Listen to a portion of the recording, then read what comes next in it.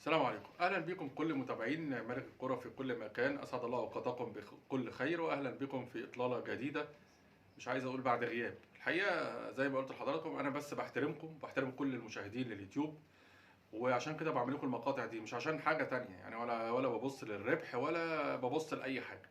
واليوتيوب نفسه يعني بصراحة ما يعني مش عايز اقول لا يعنيني في شيء، انا بستمتع بالتحليل او بمعلومة جديدة بقدمها لكم، لكن في النهاية انا اليوتيوب يعني اللي بيعتمد اللي هو يعمل حاجه اليوتيوب ويكسب وبتاع، دي بتبقى قصه تانية انا الحقيقه مش بفكر فيها وما بسعاش ليها يعني. لكن عايز اقول لكم حاجه، حقكم عليا. وبناء على طلب ناس كتير جدا بتقابلني وبتقول لي انت ليه ما بتحللش وليه. انا يعني عشان سياسه اليوتيوب دي صراحه ما يعني مش لطيفه خالص وما بحبهاش.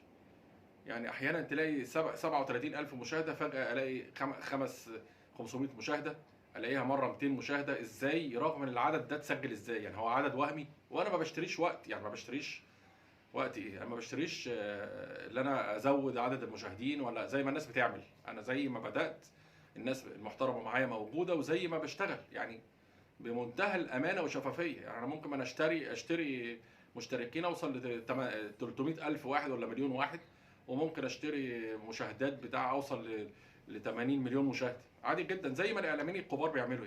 يعني عشان برضو تكون حضراتكم في الصوره، الاعلاميين الكبار اللي هم شغالين في القنوات بيعملوا كده. يعني عشان برضو ايه حضراتكم تبقوا انتوا عارفين بس القصه ايه. يعني هتلاقي واحد من الاعلاميين 37 مليون مشاهده ولا ربع جنيه، ولا 100 مشاهده على فكره يعني، ولا بيتشاف اصلا. لكن هم دي سياسه القناه، اللي هم بيشتروا مشاهدات وبيشتروا عدد من المشتركين. ولذلك تلاقي قناه مش عارف ايه، مش عايز اقول يعني قناه خاصه رياضيه، تلاقي 3 مليون و5 مليون متابع او مشترك، وفي الاخر يعني وبيشتروا برضه المشاهدات.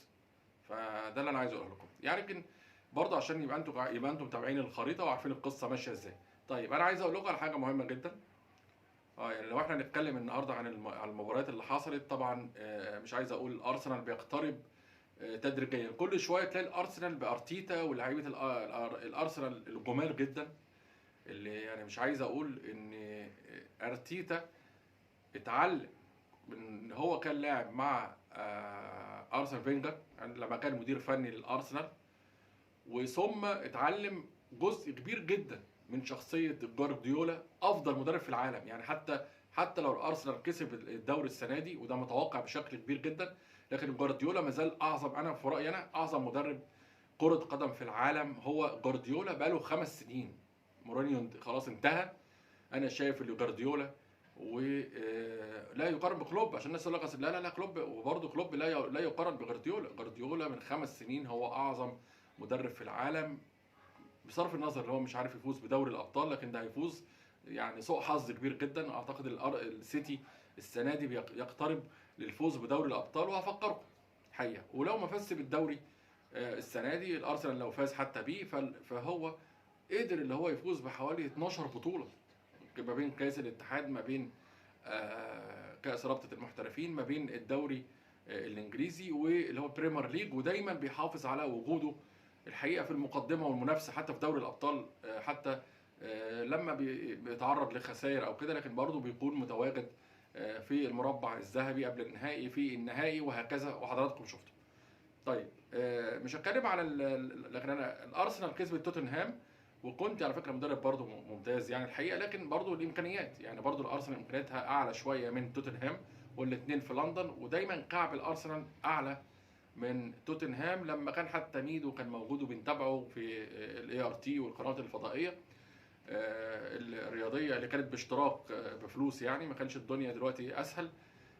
دلوقتي ممكن على تفتح على اليوتيوب او كده تلاقي اللي انت المباريات بتشوفها، بتشوف الملخص بتاع الاهداف. فدي حاجه الحقيقه ممتعه. دي من ضمن الحاجات اللي هي التكنولوجيا او اللي حصل في السوشيال ميديا.